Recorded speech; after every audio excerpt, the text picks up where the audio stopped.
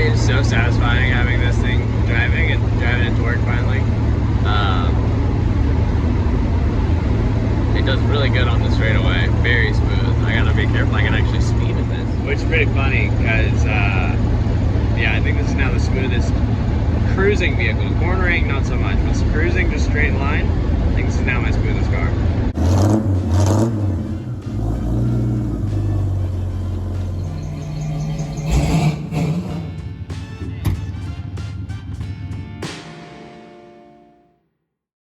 Alright, I drove the Maverick to work today. Drove pretty good, really. I mean, it's a little squirrely. You can tell the alignment's a little screwy. There's definitely still some slop in the steering. I think it might just be the steering box. I need to jiggle and see what's jiggling, but I think it might just be the steering box, which can be tightened generally. So might tighten that up a little bit, but I'm gonna at least fix the toe, because I know the toe's bad, and I was gonna try to figure out better what the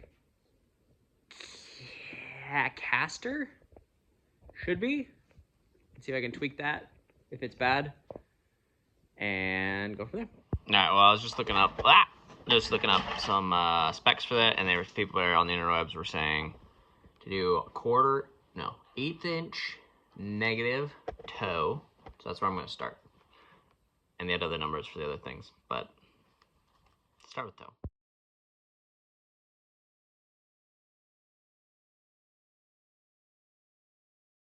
Alright, well that was a pain in the butt, but I got it from negative, which is out, to positive, which is in.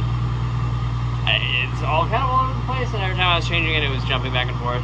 So, I don't know, but I'm back to 0.3 degrees in, which I was going for 0.18, which at one point I got to 0.2, and I was like, oh, well, I get to 5.1 and a half or something. Then it made it worse, and then it's worse, and it's better, it's worse. So I think there's still a little something weird in there, unless it's this app. Hard to say. But what I'm gonna try, I'm gonna leave that, tighten down, see if that feels better on the drives, and I'm also now gonna check camber. I think. Well, after a few tries, I got figured out how to do the caster, that one, because camber is the tippy, and those were fine, I think. Anyway, the driver's side was 3.5 degrees, which was what it should be, and the other side was 2.5 degrees. And so I think that would be fine, except that they're substantially different. Forum guy, I'm confused on the forum guys on which one's which and how to fix it. So I'm gonna just drive it and see if my toe fixed my issues and if it still feels squirrely. Oh yeah, I was gonna check the steering box. Check that first. Okay. Well, I just took it for a little spin. Jiggling the steering box back and forth best I can tell. It looks like most of that is in the steering box. So none of that's going past the steering box. It's just the steering wheel going like that into the steering box, which is what you go in, and then it goes down, and then it turns the steering bits. So that can be tightened up. I think I'm gonna look into that. And driving it around the corner, I think it's a little more predictable. It's definitely more predictable than it ever was. Bouncing around the corners, it's still a little squirrely, which might be because it's on tiptoes if the caster's funky dunky. But I think it's good enough for now. I'm gonna figure out if I need to shim. I think I might need to shim the upper control arm. Maybe that'd make it stop squeaking too. David has a bunch of shims. I don't know that he left them here, so maybe I'll try to get him next time he's available to bring those over. We can try shimming things. But overall, pretty pleased. It drives pretty dang good. Yeah, I'm gonna see about what it's gonna take to get the front bumper back on, because it looks pretty well extra gnarly without the front bumper on here, and feels a little naked, unprotected, before unprotected radiator and stuff. So it'd be nice to get that on. So I'm gonna see what it's gonna take to get those bolt holes going all the way through, because they were captured nuts on the inside of the frame and the bolts didn't go all the way through. I don't really want to drill through the frame right by the engine. Cutting was catching everything on fire with the torch. Yeah. Well, it looks like we're dumping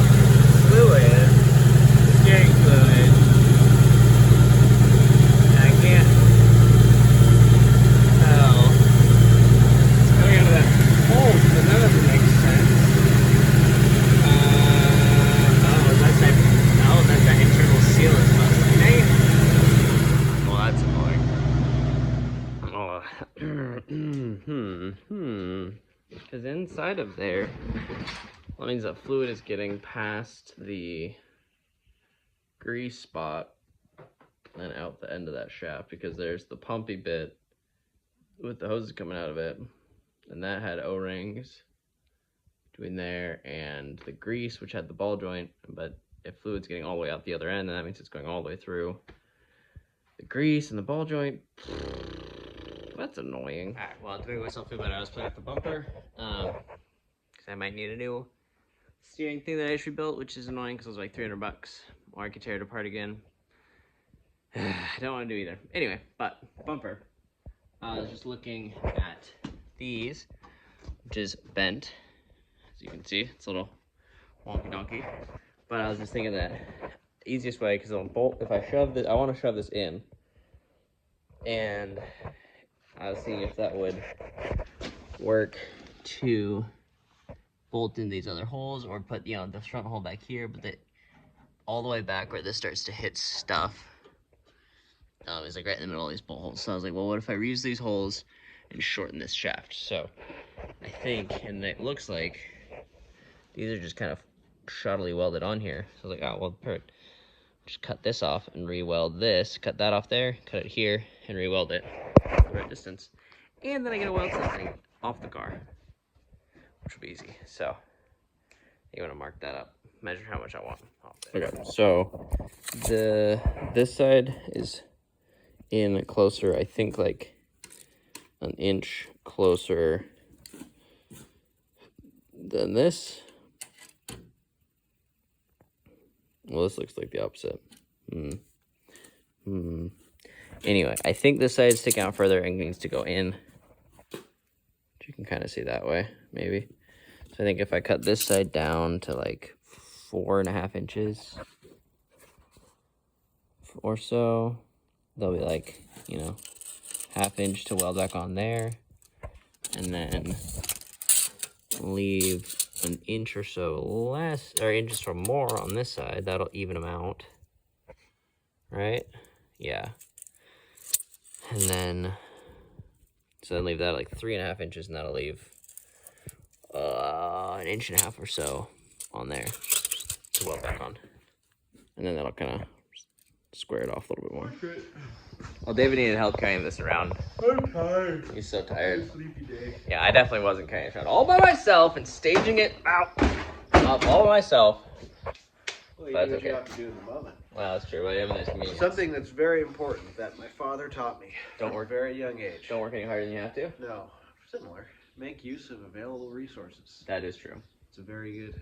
That is true. Important. I can't tell you the other one on the internet, but that's one of two very important things that my dad taught me. Well, that's good. Yeah, you wouldn't want to blast your dad on here. No. Anyway. He's great. Both of them were very top notch. I just can't say the other one. Both of your dads? Oh. Yeah, both of his tips. Both of his things. Yeah. Okay, fair. Alright, so plan is, I'm going to go tear the power steering thing off of my Maverick again, because it may or may not have left a little bushing thing out, which may or may not have blown out a seal thing that hopefully isn't screwed up, and hopefully I can just reuse it and not have to buy a whole new kit. If I do, annoying. But I'm going to stick David on unbolting this plate off of the bumper, and then grinding, I think, the plate off of these little double welded channels. I'm going to torch them, weld that back on, boom, tucked bumper. Easy. You feeling it? Sure. It's gonna be sweet. I am feeling the tucked bumper. I don't know if that's the best way to go about it. I think that's the easiest way to go back. It would be easy to torch it, and it'd be an excuse to play around with welding. These welds suck already. This looks like it's about to rip off. Yeah, these welds are already crap. So I'm like, yeah, whatever. Those will be easy to rip, and I can weld better than that. Exactly. So I think it'll work out. And it's good practice. It's a really low effort. You just smear some JB Weld on there. Oh, there you go. That's not a bad idea. Well, and the rears we can do basically the same thing, but we just unbolt it, cut a section out, re-weld it. I could build you a bumper out of Bondo now. I'm an expert, so. That would hold up really well. Because Bondo's known for strength. We'll just put some rebar in it, like reinforced concrete, but reinforced Bondo. We could actually do reinforced concrete. That would be really heavy, though. Be cheaper though than about that much Bondo. I'm pretty sure. No, Bondo's not that much. For a bumper's worth. Yeah, it would be a lot, but yeah, it's like $16 or something for little cans. Yeah, So you you're could get talking- you can get 40 pounds of you can get like 100 pounds for $16 Well, on concrete. concrete's gonna be way cheaper, obviously. That's what I said. Yeah, but Bondo, it's not gonna, like Bondo's. It's gonna be dozens of dollars rather than dollars. Yeah, It's not worth it. I don't have dozens of dollars. Yeah. I have maybe dollars. probably better to go to a pick and pull and get a bumper. Or make use of our available resources. Cut that. Well, that'd be great. It'd be super duper. And so then my plan is to cut more off of this one. Wait, I videoed We'll it. measure it. It's fine. Well, it measures how it sits on there, but I have it. I'm gonna do an inch more on I think this one and leave it. This Okay. is